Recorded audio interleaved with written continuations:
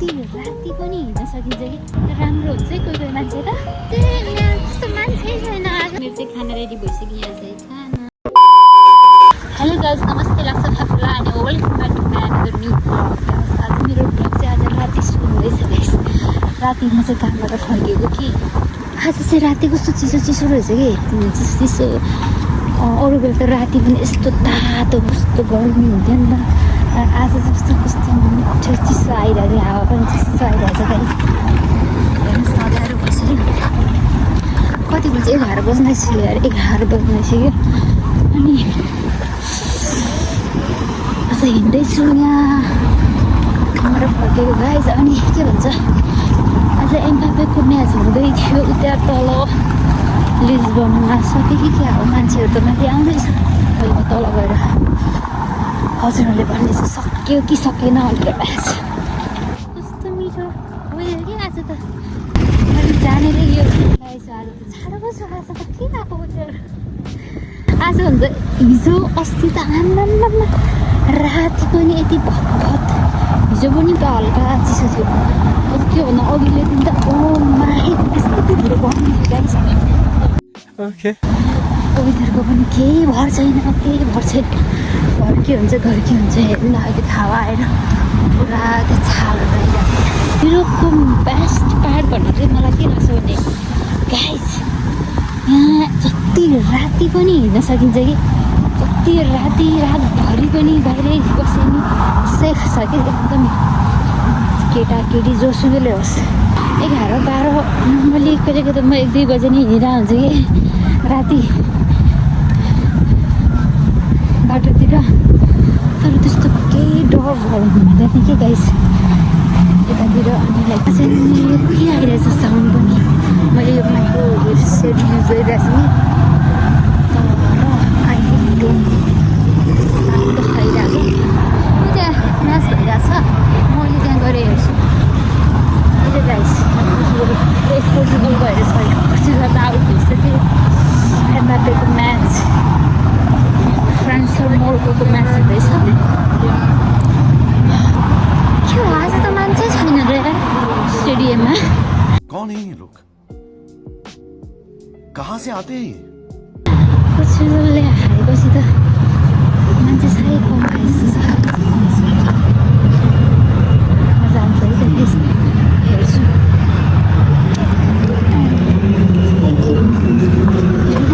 आइपऱ्यो मलाई बाटो दिइरहेको थियो त्यो गाडीको मान्छेले कस्तो राम्रो हुन्छ है कोही कोही मान्छे त गाडी चलाउने मान्छेले आमा म नेपालमा भए त नेपाल जाँदा त मलाई त त्यो गाडी क्रस गर्ने ठाउँबाट पनि क्रस गर्ने डर लाग्छ सबैजनालाई हतार बाहेक केही भएको छैन यस्तो बन्द गरेको रहेछ मान्छे छैन त धेरै के भइरहेको छ पोर्चुगलको गेममा कति धेरै मान्छे आज त मान्छे छैन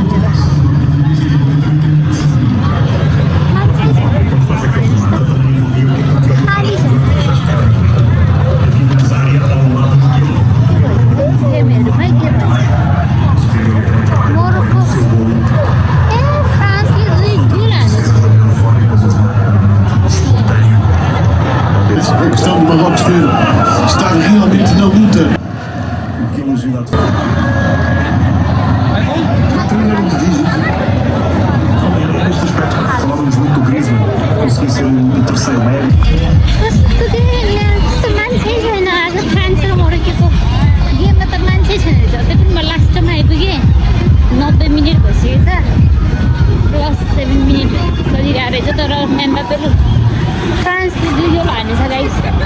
हेर्नु न मान्छे छैन कि छैन ओ माई गॉड अस्ति पोर्चुगलको गेममा त यहाँ मान्छे अति नटी छ यो ठाउँमा आज कस्तो खाली छ मलाई मन परेको मेसी त्यसपछि म अलि ब्लाइन्डली फ्यान गाइस मेसी जितिहाल्यो भन्यो भने रोनाल्डो पनि जित्यो पोर्चुगल पनि जित्यो जस्तै भएको मलाई किनभने कर्मभूमि भएपछि कहीँ न कहीँ पेटहरू चाहिँ इमोसनली एट्याच हुँदो रहेछ कि भइसक्यो भर्खर उठेको गाई उठेर मेरो ब्रेकफास्ट चाहिँ छ यहाँ योगर्ट अनि ओट्सहरू अनि मैले थोरै नट्सहरू पनि एड गरेको छु गाई हेल्दी ब्रेकफास्ट हो गाई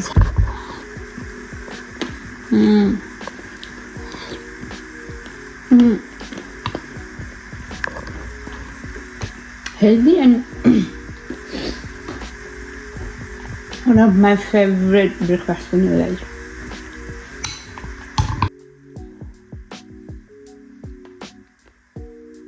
Never done some music in China.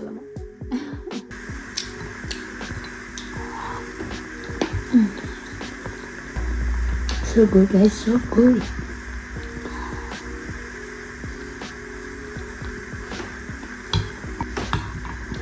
मिठो हुँदा हुँदै छोड्नुपर्छ है गाई धेरै खायो भने फेरि मिठो हुँदैन क्या गाइस मैले खसीको मुन्टा खान्छु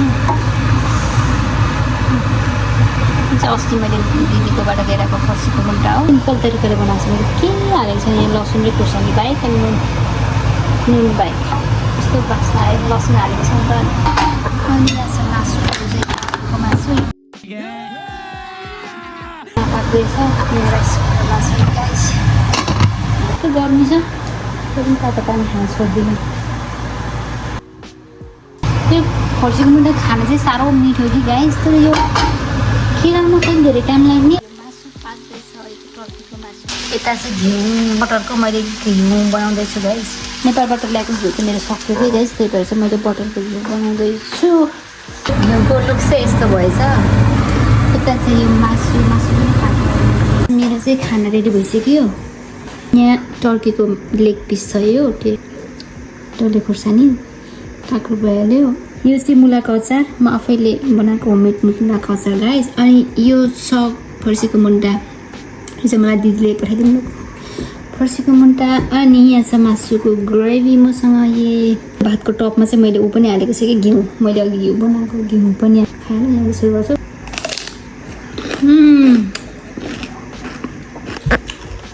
देखेछ कि देखेन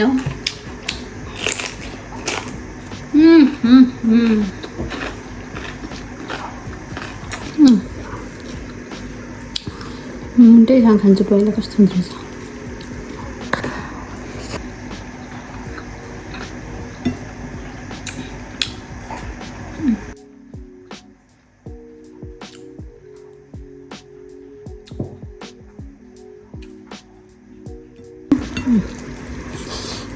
मासुको ग्रेभीसँग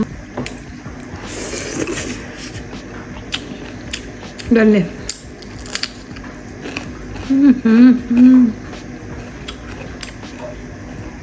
माइक्रोवेभ पिरो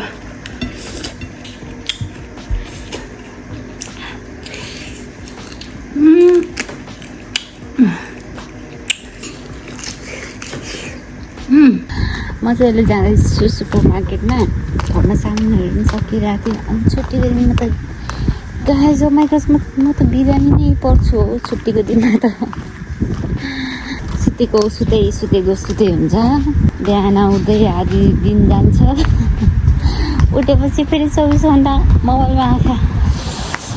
आँखा दुख्छ मेरो त के गर्नु दिन खराब हुन्छ छुट्टी भयो भने 3 दिन खराब बाहिर निस्क्यो सेरो हिँड्यौँ भने पनि गर्मी दिन निस्किन मन पर्दैन कतै अरू बेलुका हुन्छ हल्का शीतल छ हो चिसो छ अरे अनि अहिले त बेलुका भइसक्यो राति 6 बजी अन्त मैले योगर्टहरू सकेको रहेछ है गर्मीमा अनि म चाहिँ मार्केट गएर हल्का योगर्टहरू पनि फ्रुट्सहरू ल्याउनु पर्यो कस्तो मलाई हो म त छुट्टी भयो भने त म त बिरामी पर्छु भनेको सुत्दा ढाड दुख्छ खाना टाइममा खाँदैन पानी टाइममा खाँदैन मैले छुट्टीको दिन त त्यस्तै भक्कै भएर मलाई काम गर्नै रमाइलो लाग्छ कि मलाई काम गर्ने दिनै मनपर्छ कि छुट्टीभन्दा त गाइस यस्तो अल्छी हुन्छ छुट्टीमा काम गर्दा टक टाइम हुन्छ नि त टाइम टेबल यो बिहान यो टाइममा उठ्ने काम गर्ने यो टाइममा खाने यो टाइममा सुत्ने एक्सर्साइज गर्ने सबै टाइम हुन्छ अझ भिडियोहरू एडिट गर्ने पनि टाइम हुन्छ मलाई काम गर्ने दिनमा अनि यो काम नभएको दिनमा चाहिँ केही गर्न फुर्सद हुँदैन हौ केही गर्न भिडियो पनि बनाएको छैन एडिट पनि गरेको छैन भिडियो बनाएको छ अहिले एडिट पनि गर्न फुर्सद पाएन मैले स्क्रोल गरेको एउटा के हेऱ्यो भने हेरेको मलाई लङ छुट्टी मन पर्दैन कि म्याक्सिमम् धेरै छुट्टी भयो 2 दिन छुट्टी मनपर्छ नत्र मलाई त्योभन्दा बढी छुट्टी चाहिँ म सक्दिनँ हजुर म छुट्टी धेरै भयो भने बिरामी परिजान्छु म चाहिँ आइसकेँ मार्केटबाट गाइस मार्केटबाट मैले चाहिँ के लिएर आएँ भने हजुर यहाँको म्याङ्गो कस्तो हुन्छ गाइस हेर्नुहोस् मेवा जस्तो हुन्छ बनाना लिएर आएको छु मैले यो कति महँगो छ नि यो यसको मैले €1 समथिङ एउटा 140 सेन्ट यस्तै लेमन मैले यही मही खान मन परेर मार्केट गएको यही खासमा मलाई गर्मीमा अब चिसो मही दामी हुन्छ नि त गाइस होइन चाहिँ मही बनाउँदैछु गाइस यसरी म दहीको एकदम ठुलो फ्यान हो गाइस एकदमै ठुलो फ्यान दही दुधभन्दा नि दही हाल्यो पानी हाल्यो मिक्स गरिदियो यति हो भेरी सिम्पल छ मेरो मही चियर्स